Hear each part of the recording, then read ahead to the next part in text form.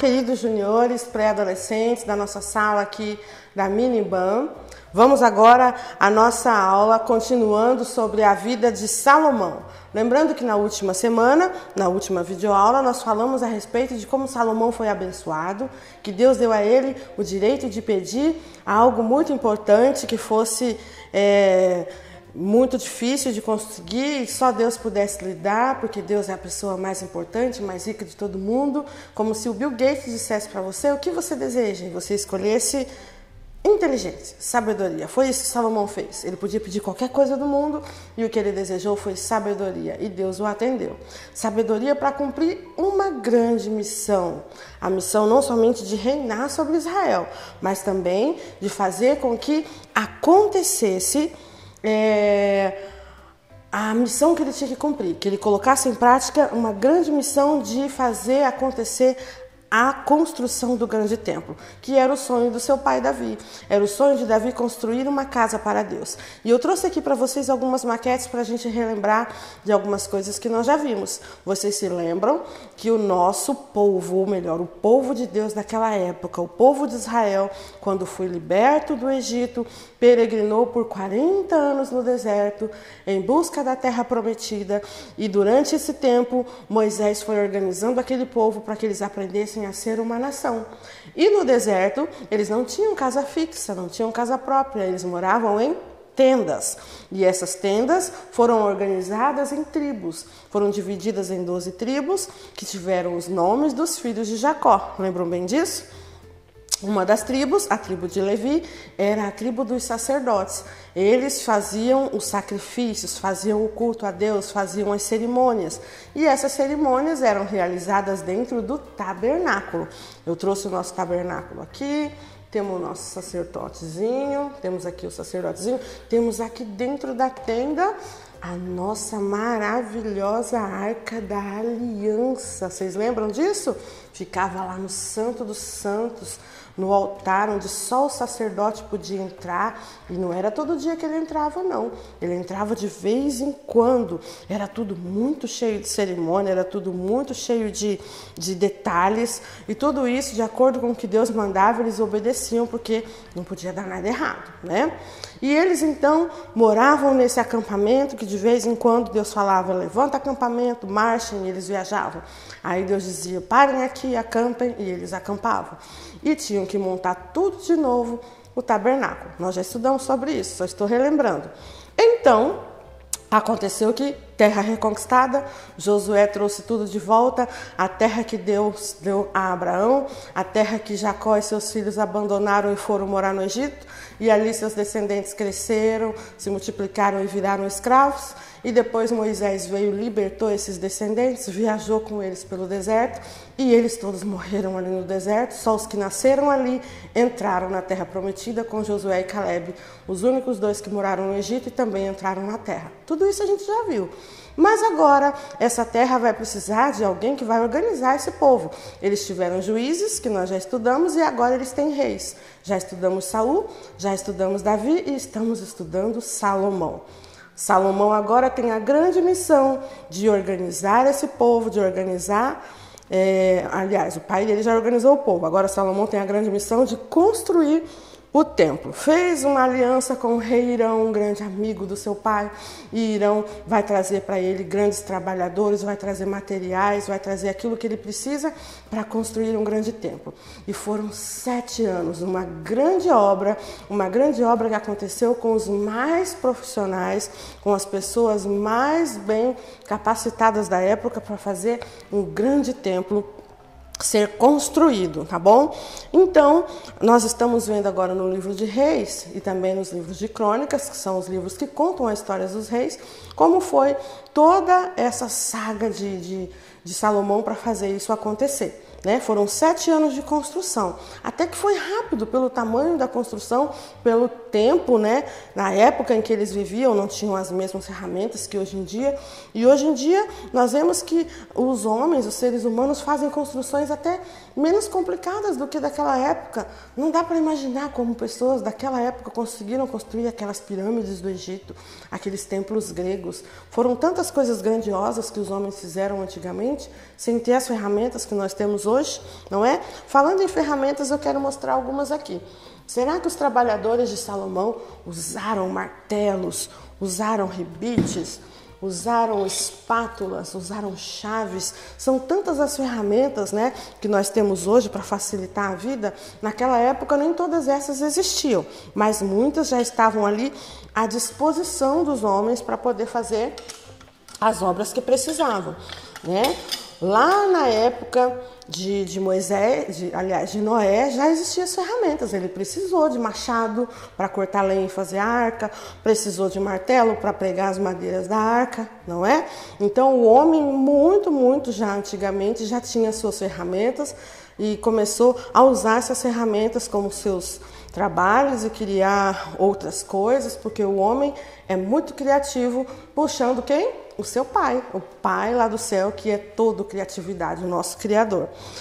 Nós vemos então na lição de Salomão que ele, além de ter sido um rei muito sábio, ter pedido essa sabedoria a Deus, ele também foi um rei bastante político, bastante amigo de muitos, fez muitas alianças para que ele pudesse governar mais fácil, para que ele pudesse ter todos ali à sua disposição, se casou com muitas princesas para poder ter aí contratos de amizade e de aliança com muitos reinos em volta.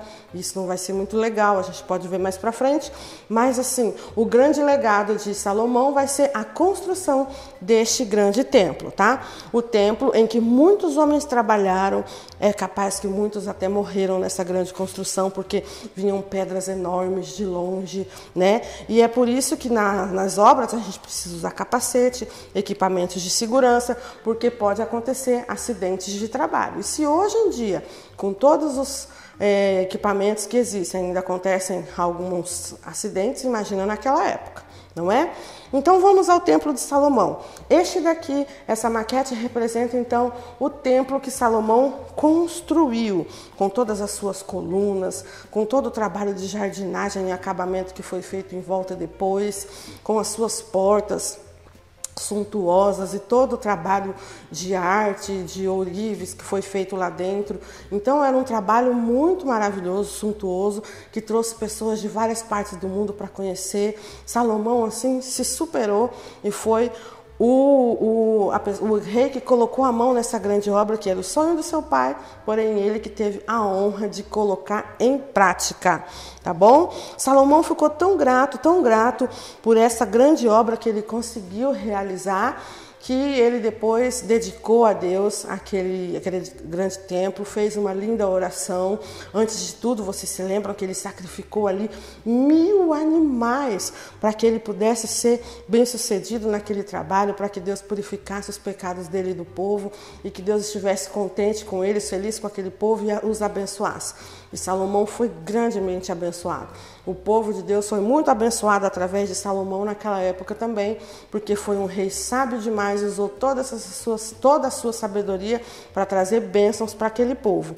Então agora eles não vão mais precisar do tabernáculo, agora eles terão um templo, uma grande igreja. Hoje nós chamamos de igreja, naquela época não chamava, mas era um grande templo em que agora as pessoas podiam ir adorar a Deus, oferecer seus sacrifícios, o seu louvor, e ele construiu aquilo, mostrando ainda mais o tamanho do poder do seu reinado, do poder da sua coroa, do seu trono, e foi muito admirado por todos os reis em volta. Os outros reis da terra admiraram aquele grande trabalho, aquela grande obra realizada por Salomão. Vocês aí, tem alguma grande obra, alguma grande missão que gostariam de cumprir? Tem um grande sonho que vocês gostariam de realizar? É bom a gente ter sonhos, ter metas, ter alvos a alcançar, a atingir. A gente não pode viver só por viver, tem que ter sonhos. Já comecem a sonhar a profissão que vocês vão escolher. Vão querer ser médicos, arquitetos, um cantor, um pastor, um missionário. São tantas coisas que você pode escolher trabalhar na vida adulta. Então já comece a sonhar desde agora, a orar a Deus para dar sabedoria, para poder desempenhar essa missão que vocês querem. Já comecem a pesquisar o que faz uma pessoa nessa profissão que você deseja. Escolha com sabedoria e sempre pedindo que Deus te oriente, porque é Deus quem dá para nós os dons e talentos. É Ele quem nos dá as habilidades que nós precisamos, tá bom? O nosso versículo de hoje diz assim: portanto, eu resolvi construir um templo para a adoração do meu Deus, o Senhor de Israel.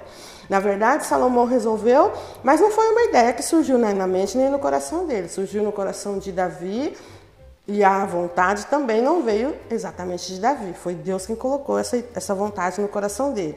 Vamos então aqui construir um pouquinho como fez Davi, ou melhor, Salomão.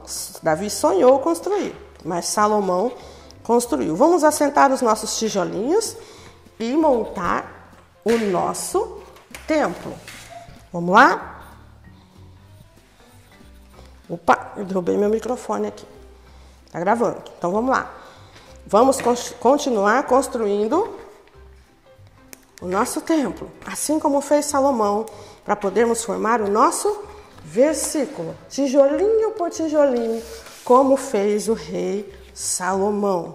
Salomão precisou contratar e pagar muito bem muitos construtores, não só da nação de Israel, mas também das nações vizinhas, os homens do reino do rei Irão, que era amigo de seu pai, e ele não teve dó de investir tesouros e riquezas e tudo que seu pai tinha juntado, angariado, para fazer este grande sonho acontecer. Vamos lá formar o nosso versículo, tijolinho por tijolinho. E vamos ver qual foi a oração, a declaração de Salomão.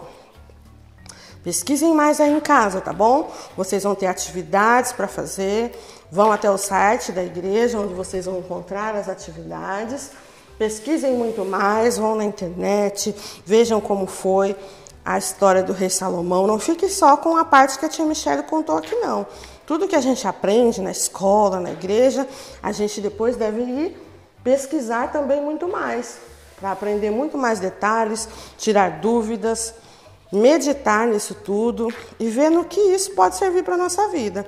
A gente pode tomar o exemplo de Salomão em que sentido, em que área das nossas vidas? O que vocês acham? Na realização de sonhos, no pedido de sabedoria. Vamos ver se está certo aqui. O construir, aqui faltou o construir. Vamos lá, tia Michele, vamos arrumar. Construir. Aqui. Isto. Vamos arrumar. Eu resolvi construir um templo para a adoração do meu Senhor. E aqui nós temos o portanto.